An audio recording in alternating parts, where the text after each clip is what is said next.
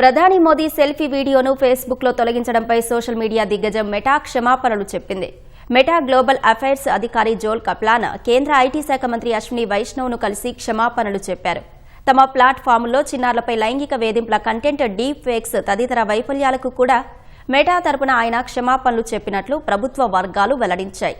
నిర్దిష్ట కంటెంట్ను పెంచడానికి భారీగా డబ్బులు తీసుకున్నట్లు మెటా బృందం అంగీకరించింది.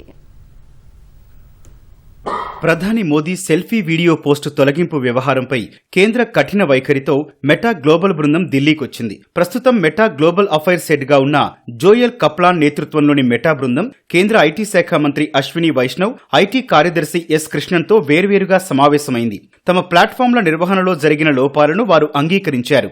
ఓ నిర్దిష్టమైన కంటెంట్ను పెంచడానికి భారీగా డబ్బు తీసుకున్నట్లు అంగీకరించిన మెటా ప్రతినిధులు జరిగిన పొరపాట్లు, కంటెంట్ మోడరేషన్ వైఫల్యాలకు క్షమాపణలు కోరారు.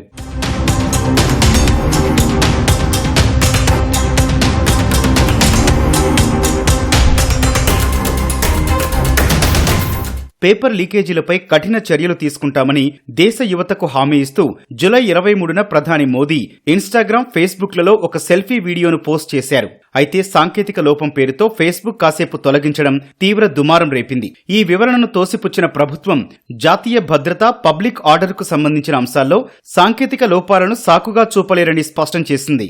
మెటా కేవలం థర్డ్ పార్టీ కంటెంట్ ను హోస్ట్ చేయడమే కాకుండా అల్గారిథమ్స్ ద్వారా ఏ కంటెంట్ ఎవరికి వెళ్లాలో నిర్ణయిస్తున్నందున భారత ఐటీ చట్టం కింద వారికి సేఫ్ హార్బర్ హోదా, రక్షణ వర్తించదని కేంద్రం ఈ భేటీలో తేల్చి చెప్పింది.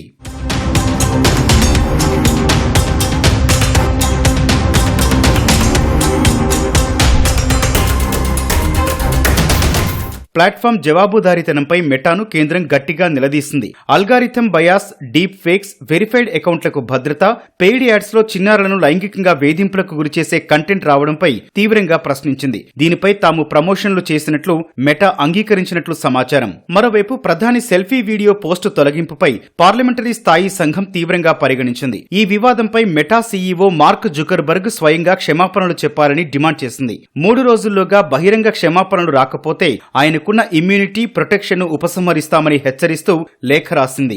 మెటాకు చెందిన గ్లోబల్ అఫైర్స్ బృందాన్ని ఢిల్లీకి రప్పించడం ద్వారా అంతర్జాతీయ టెక్ దిగ్గజాలకు ప్లాట్ఫామ్ జవాబుదారీతనంపై కేంద్ర ప్రభుత్వం స్పష్టమైన సందేశం పంపింది.